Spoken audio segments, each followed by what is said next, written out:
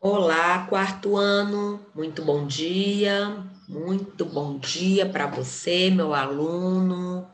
Estou com saudade de vocês que estão em casa, né? Que a tia só tá vendo a metade dos alunos dela, né? Estou com saudades. Imagine aqueles que eu nunca nem vi, né? Só aqueles que são só online, né? Difícil, né? Mas é assim mesmo. Beijo aí, beijo em todos. Um beijo de bom dia, um abraço de bom dia, tudo de bom dia. Vamos lá? Disciplina de hoje. Disciplina de hoje é ciências. Ciências. Então você vai pegar o seu livro de ciências na mão, vai abrir na página 119. Nós temos dois assuntos hoje em ciências. A nutrição dos animais e a reprodução dos animais, ok? Preparar aqui meu slide para você acompanhar aqui bonitinho, né? Então,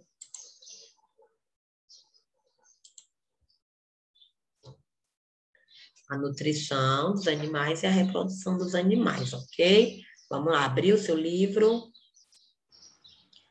Começar pela nutrição dos animais, nas páginas 119, página 119 e 120.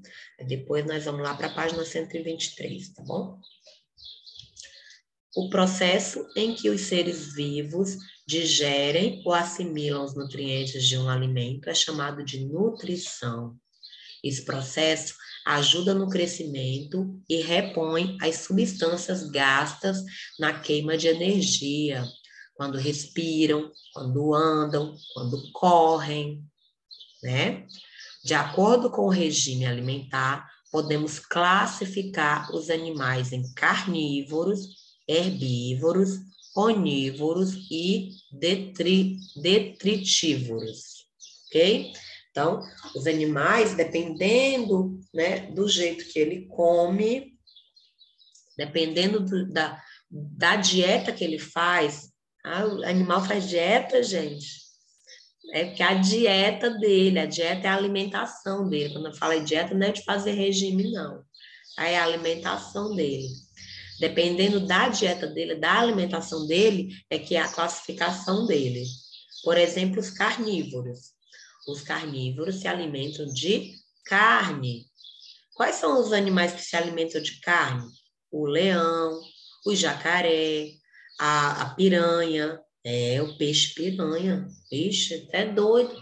Assisti um filme que tinha as piranhas lá, quase não dormi de noite.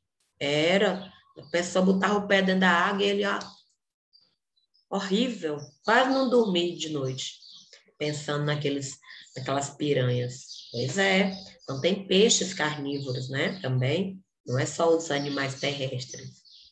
Tem alguns animais aquáticos também carnívoros, né? Então, eles são os consumidores secundários, visto que se alimentam dos herbívoros por meio de uma relação ecológica chamada predatismo. Então, eles comem os animais herbívoros, né?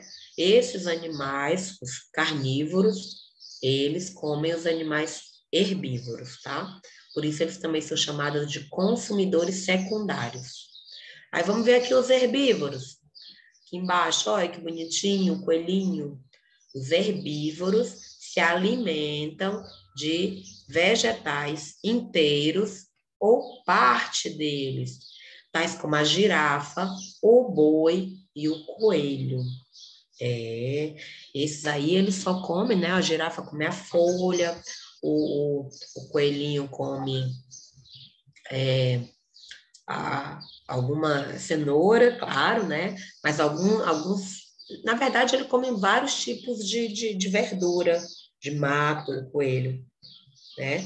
É porque a gente sempre fala mais sobre o a gente fala mais sobre como é, meu Deus, sobre a cenoura, por conta da tradição, né, da Páscoa. Aí a gente fala da cenoura, né? Os onívoros comem carne e vegetais. São eles o porco, a galinha, o macaco, o homem, nós e outros, tá? São os onívoros. Então, nós somos onívoros, porque nós comemos tanto a carne como os vegetais. E tem os detritívoros, se alimentam de resto de animais e plantas, tais como os urubus e os abutres. Vocês lembram daquela historinha que nós fizemos a encenação, né? Tanto a turma 1 como a turma 2 estavam, né, no dia da homenagem ao Dia do Estudante. Tanto a turma 1 como a turma 2 assistiram a mesma apresentação. Nós fizemos na semana que estava a turma 1 e fizemos na semana que estava a turma 2.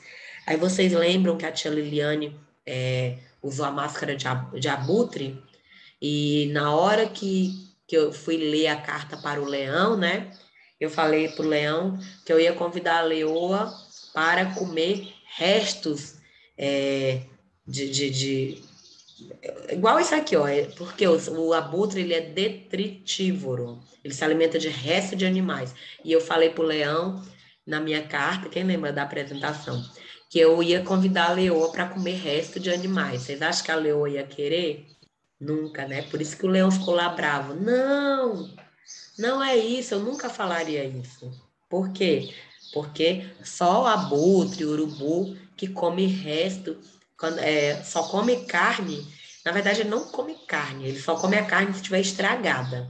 Por isso que ele é chamado de detritívoros, certo? Eles só comem, ele não quer comer a carne boa, igual o leão que vai lá e come na hora. Não, ele quer comer resto estragado. Estranho, né? Vamos lá. A nutrição é um processo longo que conta com a participação do sistema digestório, respiratório e excretor. Cada espécie possui seu sistema adequado ao tipo de alimento que consome. Há semelhança entre eles, porém, podemos citar algumas peculiaridades. Nos animais vertebrados, por exemplo, o tubo digestivo apresenta uma continuação básica semelhante. Os mamíferos, como a vaca, cortam o alimento e o engolem sem mastigar. Quando estão em repouso, ruminam o alimento, ou seja, ele volta para a boca em forma de pasta para ser mastigado e engolido novamente. Cara. Enfim, né? Ai, que até assim, ai. Mas é assim que acontece com a vaca, por exemplo. Ela engole inteiro, quando ela está ali descansando, aquele alimento volta para a boca dela que ela vai mastigar para comer de novo. Muitos animais herbívoros possuem estômago composto.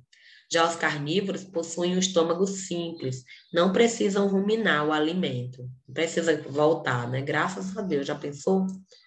A gente com o alimento voltando? As vacas estão mastigando constantemente devido ao processo de ruminação. Por isso que sempre que você olha para a vaca, ela está, ó. É através dos nutrientes obtidos na digestão e do oxigênio capturados durante a respiração que o organismo dos animais consegue produzir energia nas células.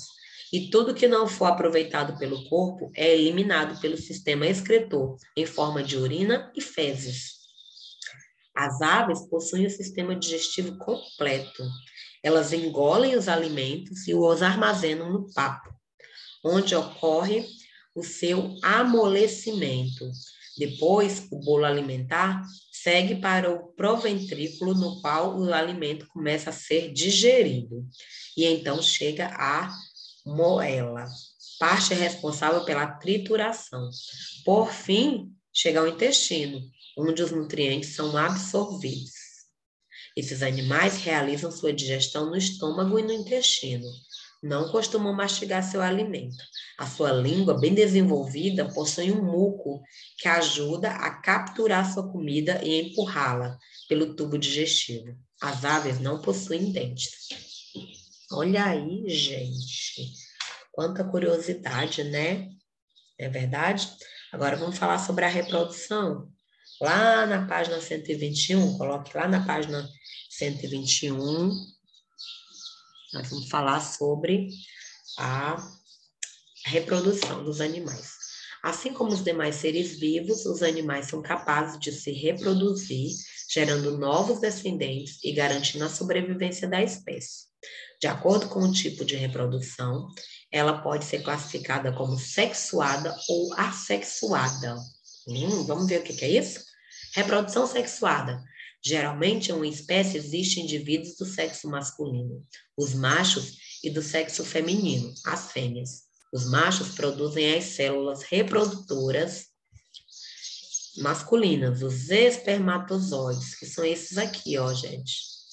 Os espermatozoides. E as fêmeas produzem as células reprodutoras femininas, os óvulos. Aqui é do sexo feminino. A reprodução sexuada ocorre quando essas duas células reprodutivas se encontram. Observe aqui, ó. Então, aqui é a masculina e ele está tentando entrar aqui, ó, no feminino. Quando ele entra, é que acontece a transformação, a vida. Ele gera um novo indivíduo, um novo serzinho vai estar ali, vai se formar ali dentro. A célula reprodutiva masculina, o espermatozoide, possui uma cauda. Olha aqui a cauda, ó, que permite a sua movimentação em direção ao óvulo. Ele fica igual uma cobrinha. A sua movimentação em direção ao óvulo, que é maior e imóvel. O encontro do espermatozoide com o óvulo ocorre através da cópula ou acasalamento. Após o acasalamento, o espermatozoide e o óvulo se unem. É o que chamamos de fecundação. O óvulo fecundado dará origem a um embrião, que se desenvolverá e ficará semelhante aos seus pais. Com o passar dos dias, o óvulo fecundado vai sofrendo uma multiplicação de suas células e começa a ganhar formas. E é aí que assim que um novo ser vivo é gerado.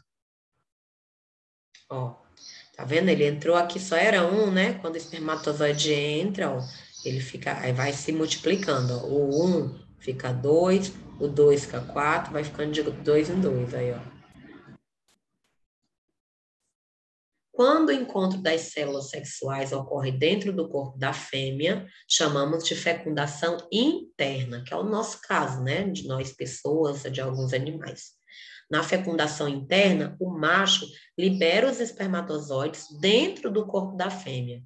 Podemos observar isso com os mamíferos, os répteis, as aves e os insetos. Quando a fecundação ocorre fora do corpo da fêmea, é chamada de fecundação externa. Geralmente ocorre em animais que se reproduzem no meio aquático e resulta em uma liberação simultânea em grande quantidade de células reprodutivas do macho e da fêmea. Então, aqui, ó, a fêmea, os óvulos, aí o óvulo fecundado, aí, ó, vai até virar o girino, né? Quando o macho, ele coloca aqui, ó, quando ela tá aqui com o óvulo só. Então, essa é a fecundação externa.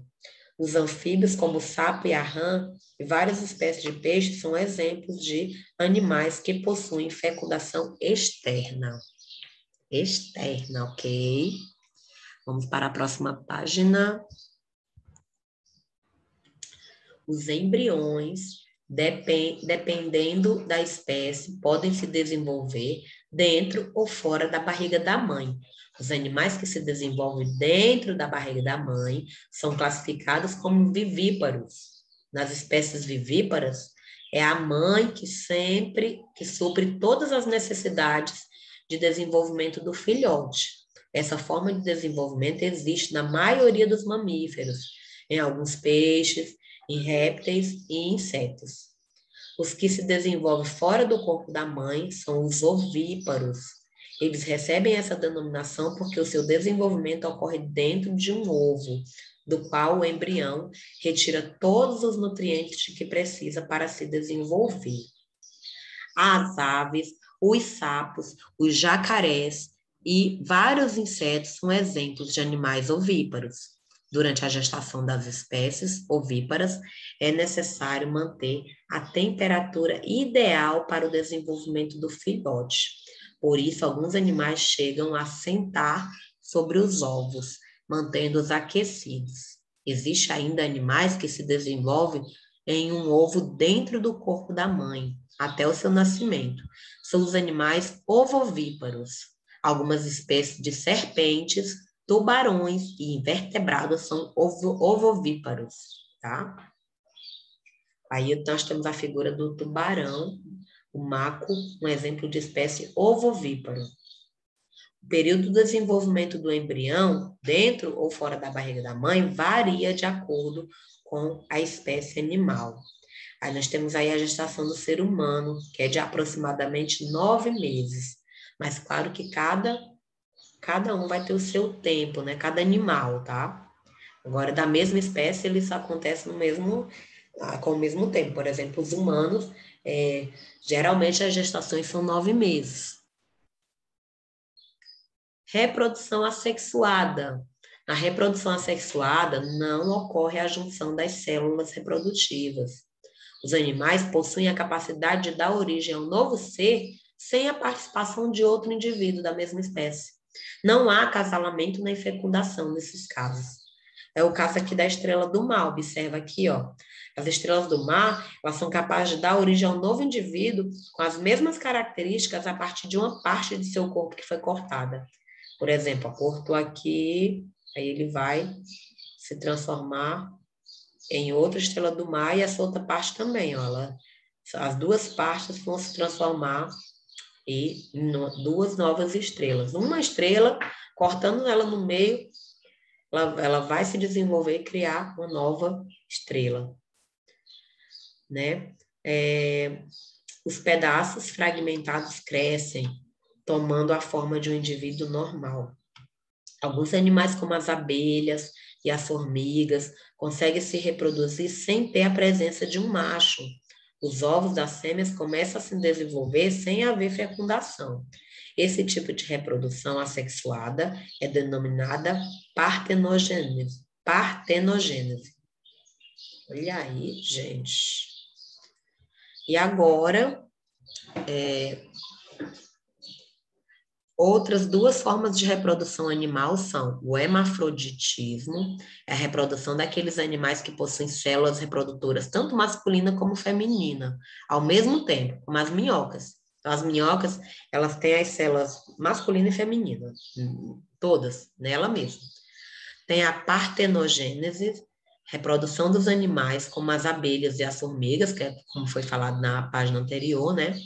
As características dessa reprodução é que um óvulo se desenvolve sem ser fecundado por um espermatozoide. As fêmeas apresentam a habilidade de procriar sem que haja um parceiro, havendo a participação apenas do óvulo. Vimos anteriormente que gestação é período em que o embrião leva para se desenvolver, desde a fecundação até o seu nascimento, mas de acordo com cada espécie de animal, o tempo de cada desenvolvimento pode variar. Conheça alguns períodos de gestação dos animais. Vamos lá. O elefante, o período de gestação dele é 22 meses. Ele passa 22 meses para o parto, né? A rata, 20 a 24 dias, a ovelha, 5 meses, a gatinha, 2 meses, cadela, 2 meses, golfinho, 12 meses, a leoa, 110 dias, o avestruz, 35 a 45 dias, o orangotango, 250 dias, a porca, de 2 a 3 meses, a cabra, 3 meses e o coelho, de 20 a 30 dias. Opa. Muito bem. E aí, gente? Hein? O que vocês acharam dessa aula? Legal, né? Interessante? Pois é. Pois pronto, nós temos atividades nas páginas 121, 122, referente à nutrição dos animais. E nós temos também na página 128 e 129, referente à reprodução dos animais. Façam todas as atividades direitinho, viu? Cedo, certo? E aí, você vai estar desocupado logo cedo, né? Com seu dever cumprido. Ok, meus amores? Então, vou ficando por aqui. Um grande beijo e até a próxima aula, se Deus quiser. Tchau!